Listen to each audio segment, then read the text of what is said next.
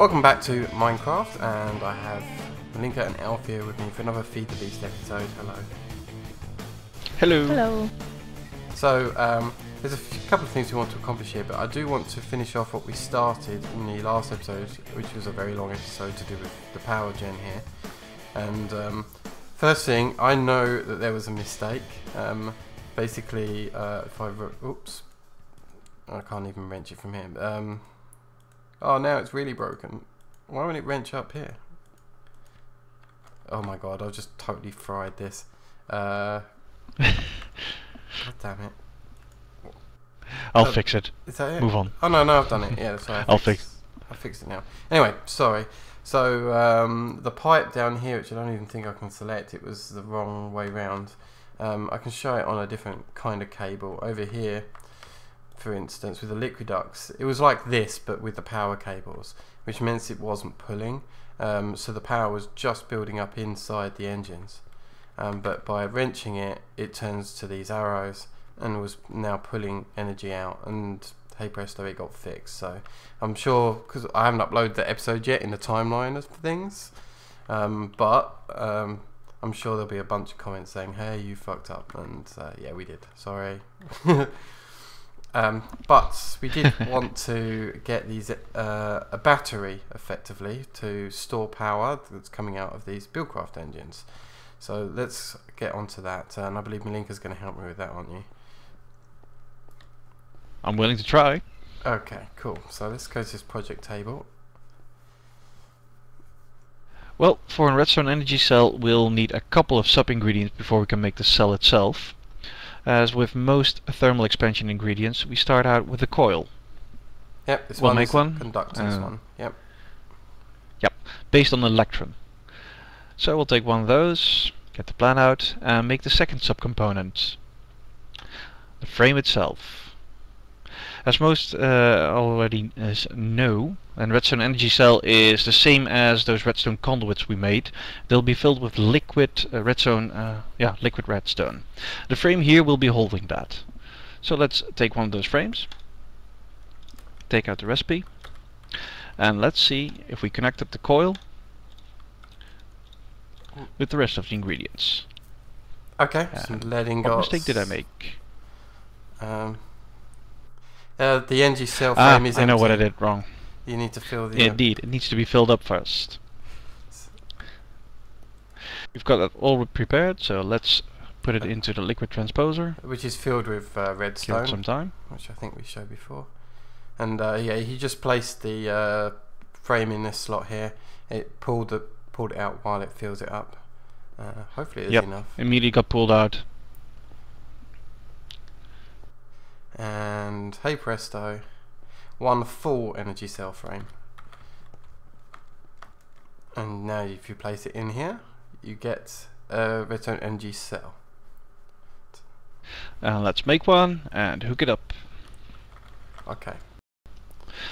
I'm For gonna that, we've got some scaffolding in place. Yeah, and typical, every time we go outside the base it starts to get dark, but I'll come up there with you.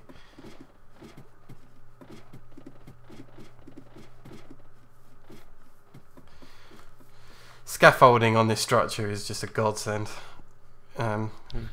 Easy to put up and easy to take down again. Building so high does have its advantages. Monsters are never nearby when you want to sleep.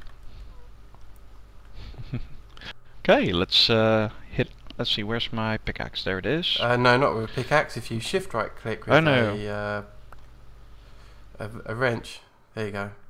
So we've taken the power line out. Cool. I'm going to show in here. So it will fill up with energy, and we've got a maximum input, which 100 megajoules is fine. Maximum output 50 megajoules.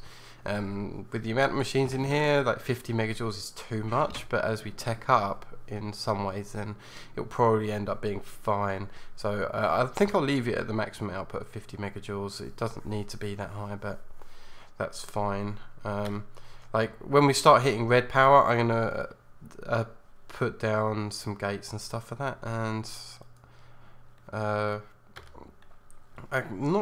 not exactly working. We probably need more. I know why. Okay, it's filling up, but we do need to switch around one of these connections here. Yep, so this one is pulling... Oh, sugar. I didn't mean... wait a minute. Because I right. Yeah, we're using shift so we don't fall off the scaffolding. Sorry about that. Yeah. This one is set correctly, I think. That pulls it in. Oh yeah, so it's the other side that pulls out. There we go. Yeah, so the blue is in and the arrow's in. That is energy out. So now if I look in here, there is energy going into the energy cell. And what's great about these energy cells is that if you break them, with a wrench is the quickest way of putting them out, is it keeps its energy. So you can use it as a kind of a portable battery to take with us for builds, which again we will be doing, I'm sure, in the future. Possibly not exactly like this. Chance I will build another energy frame that will be used to purely for that purpose.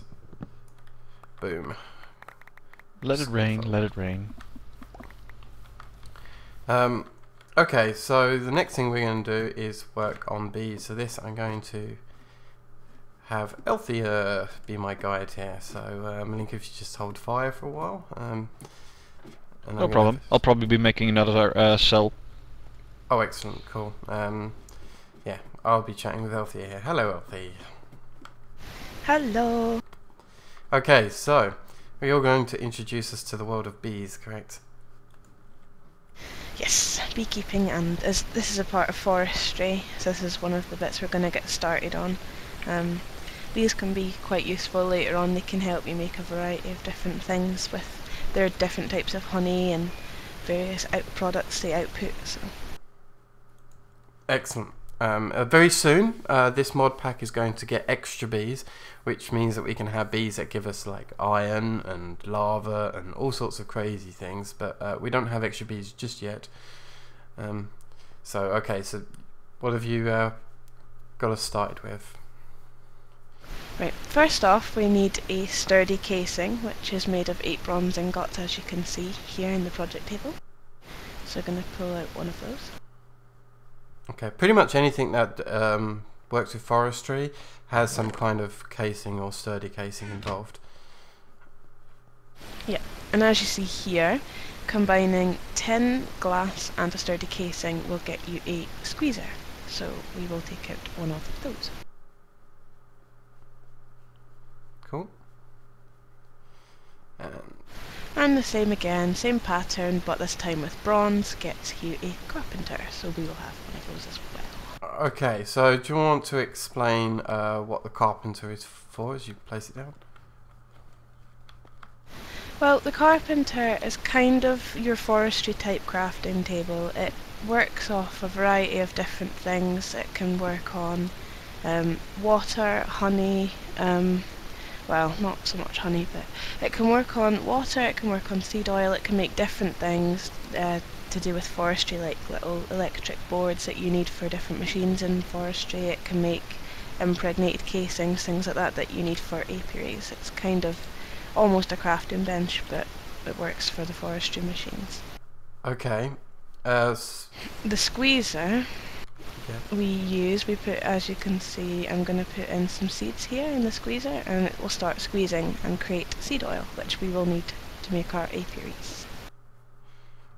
Okay, and you've put some... So I'm just putting some cans in there. Yeah, to collect the seed oil. So this is going to take a little while, isn't it, to squeeze everything into the cans? Yeah, it will do, but it's kind of necessary to get started on apiary production. I think the power, this does require power, doesn't it, the squeezer? Yes. Yeah, so what we've done is underneath here is ignoring the pipe. Well, I'll break another one of these. We actually extended our power cables to allow for that. Where did my blocks go? Oh, they're not in here. Well, doesn't matter. Okay. How are we getting on in the squeezer here? Have you taken any seed cans out yet? Not yet, no. Okay, it's filling up. It's going to take a while. It does take a while.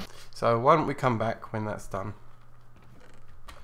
Cool, and we're back. We decided not to wait for the seed oil exactly. We've come downstairs because we wanted to get another type of bee, and I see one of them actually over here.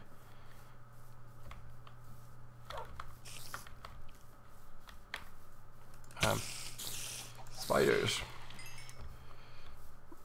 Do be honest, it was Elthia that spotted that one. She's got an eye for bees. No, I mean actually on camera I could see one, but there's another one. Yes. This is a forest hive, which you can see looks quite different to the previous one we showed, which is a meadow hive. So I'm going to pop it with my scoop. Cool, and it had some honeycomb in that one. Yes, and it had a forest princess and a forest drone. Do you want to see them? Yes, please. And the comb as well.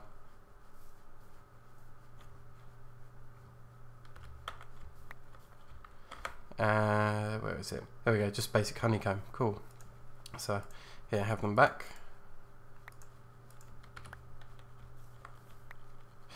To me, it just looked like you spit out some bees. Quite weird. Yep. How did it taste? I don't know. In the distance, you can see a new building that we've got up, which I forgot to talk about. Between recordings, we've been doing a crazy load of building. So let's start off with, we've got a new tripod here, which is going to be our IC2 kind of base for industrial craft.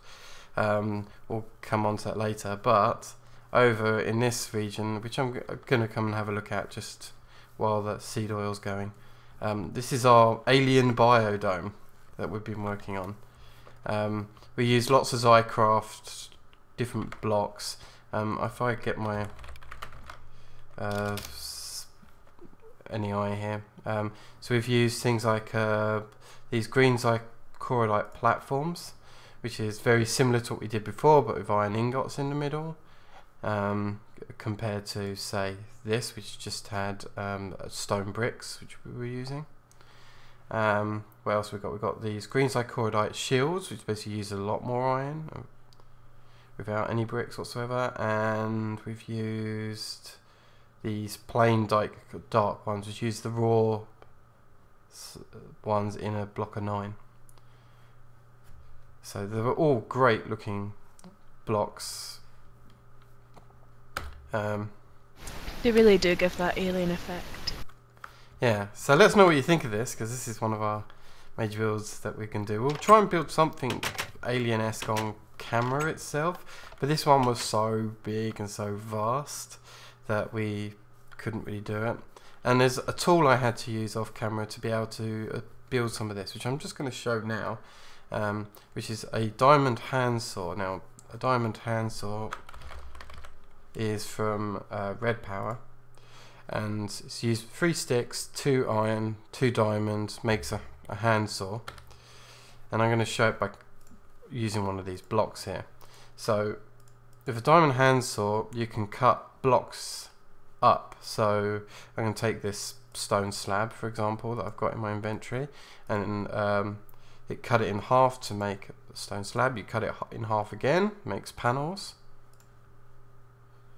which I'll just use here, and you cut it in half again, makes covers, and and if you halve it in this direction, you can actually start chopping it in the other direction, and then you get like strips, and eventually you get these cover corners, which are like really tiny blocks. So often referred to as micro blocks.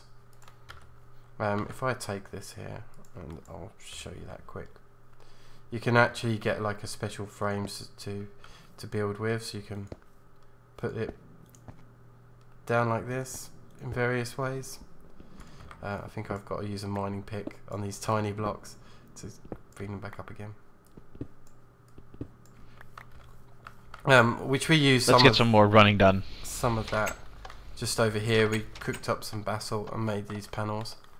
But yeah, let us know what you think of that. Right, let's see if our seed oil is ready. Let's hope so. And we'll take this route up actually. So this is, although we've not built any machines in here, this has been built in the same way as the other one was, with the design of IC2 in mind eventually.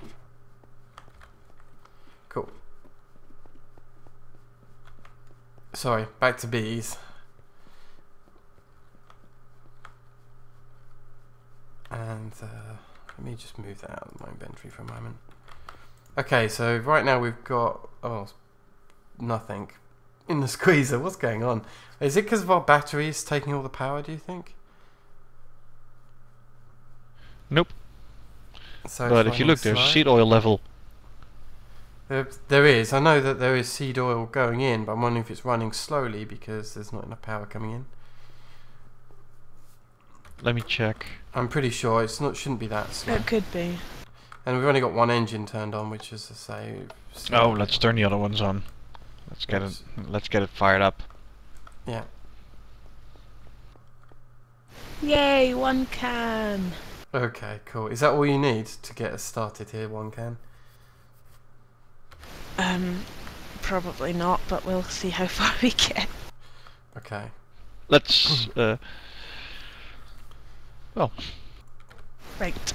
So, as you can see, I have put in some wood, and in that pattern.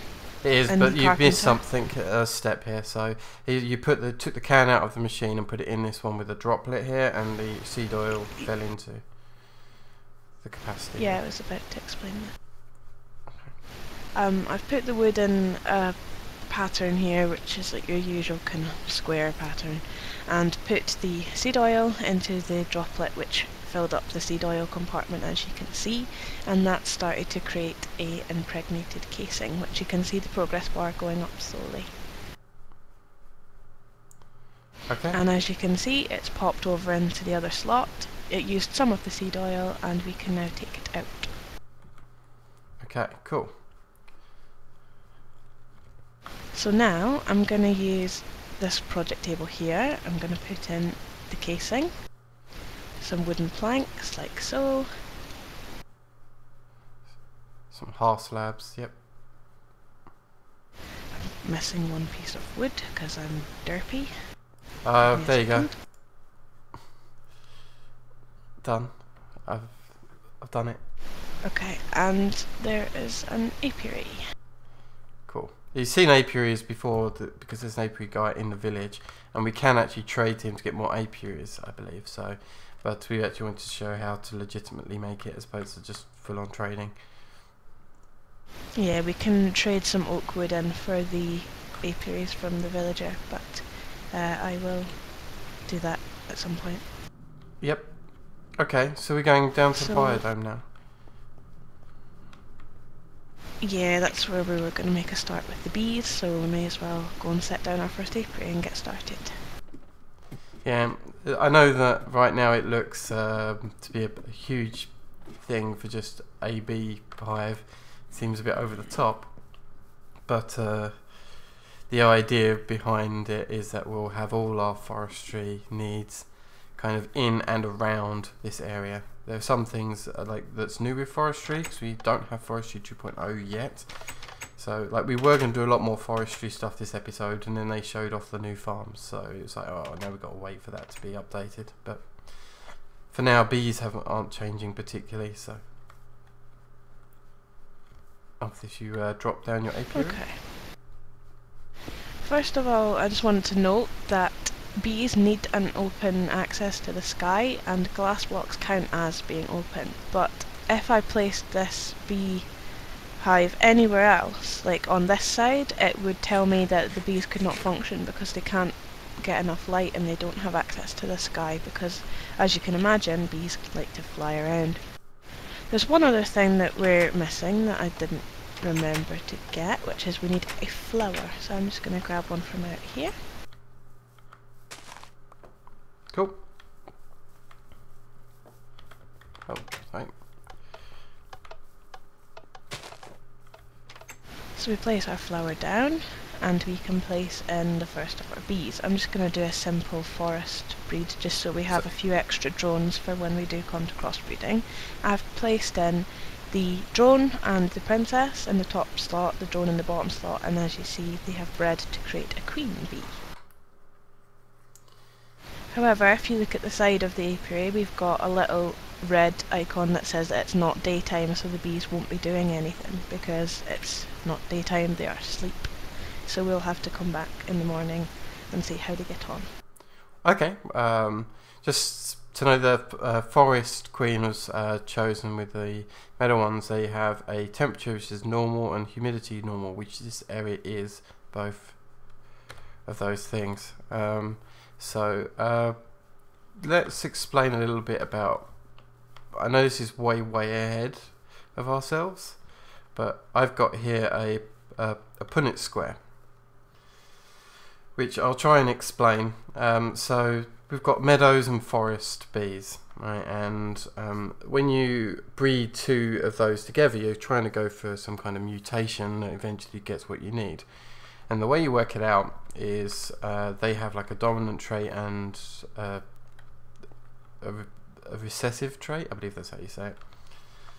And I've marked this up. So say for instance right here we've got a actually, if I take this down, oh, I need a block beneath me.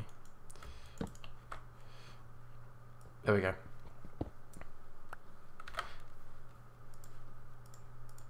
Let's move some of these here so I can do this properly. Okay, so if I turn this into a black one here and take this red one out here, sorry, this black one out here, move it to a red. Right, so what I'm saying here is that the dominant trait is forest and the recessive trait is forest. So forest, purebred forest. And then this red one here would be representing meadow. So dominant meadow, recessive meadow, that's a purebred meadow bee. Now if we go down the square here, we've got black and red here, makes a half breed.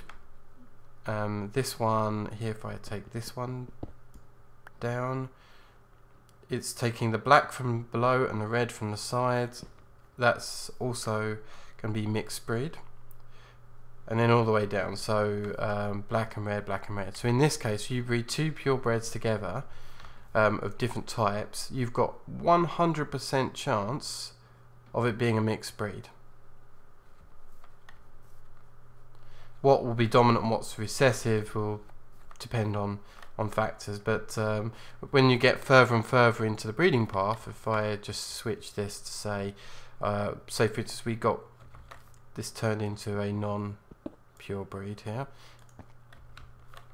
Now the Punnett square changes, so that here, instead of it being black-red anymore, if you follow a line down, black and black on both sides, take that out, boom, black, black. Now there's it's black and red, yep. So now if I take that out, that's also black and black. Now there's a 50% chance that it has this being the dominant trait here. What did I say? I think it was forest was the dominant trait here. So you breed a forest with a crossbreed forest meadow, you have a 50% chance that will be a purebred forest and a 50% chance it will be a crossbreed. And the more that you mess around with this Punnett square, which you can build one of these yourself to try and help you out here, you'll be able to see the percentage chance of everything. And I believe that when you're breeding anything which is got like a half breed chance, that half breed chance also has like a 10% chance or something, 5% chance, I can't actually remember the number, of mutating and therefore giving you a brand new bee type, let's say noble. And it's still the middle of the night. Okay, I'm going to cut the camera then. That's alright, isn't it, Elthia? I kind of got how that works. Yeah, that's pretty much it. Yeah, it gets a bit more complicated with all the different types of bees you unlock as you go along, but that's the basic gist of it. Yeah. Oh, actually, there is something else I need to show. Is these lamps. So let's bring up in NEI what we did to make these lamps, and we use these as inverted lamps. And you'll notice here most of these are quite easy glass panes, redstone torch, but this is lime luma.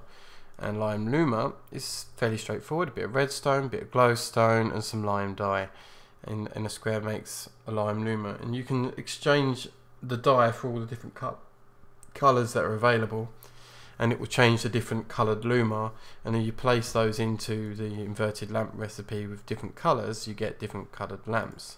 So you can see light blue luma here, that's made with a light blue dye. So there's a lot of lamps in here. We needed to make lamps in here. We wanted to keep the alien theme, so torches wouldn't have been appropriate, but these lamps do it justice. That way we don't have monster spawns in here. I think now's a good time to pause the recording, so let me do that now. Cool, and it's daytime and we waited for a while, and the progress bar in the apiary filled out, and I want you to explain, Elthia. Basically, once the bees take a couple of days, and they kind of, well, Minecraft days, they kind of slowly work their progress bar down, and then the queen dies, and when she dies she produces a princess and a few drones. As you remember, we put in 1 drone and 1 princess, and now we have 1 princess, 3 drones and a honeycomb. So that's what she's produced for us. So to get it going again, oh, you stole it. Sorry. Yeah, to get it going, we put the princess in like so. We add the drones. As you can see, they are breeding. Yep, and then the drones. And we have a queen. Yep. And that will continue to work its way around again. As you can see, if you come out of the apiary, you'll be able to see the bees flying around, the little blue specks and sparkles. Indeed, and what also happened in between was they produced a flower here, and they make the flowers. That's what they do, yeah. They pollinate flowers as they survive, which is how they get honey. They plant flowers, and as you'll see, as we get more and more apiaries, more and more bees working, depending on their speed rate, we'll get pretty much a blanket of flowers covering this floor, because that's just how they work. Excellent. So quite useful for dye manufacturing, actually. Aye, that's very true. So I think this is a good place to finish up. You can see the bar going here, and there are stuff to do with the honeycombs and more to do with bees, but we're going to just keep pushing onwards with these bees. We're also going to get another apiary down, well, a whole bunch of them actually in a big long line eventually. But yeah, we'll pop in from here over time and check in. You good to finish up? I think we're good. Yeah, it's a good place to wrap up, I think. We can continue with this another time. Okay, so works for me. Yeah, hope you enjoyed the basic introduction to bees, and we'll see you soon. Bye. See you next time. See you next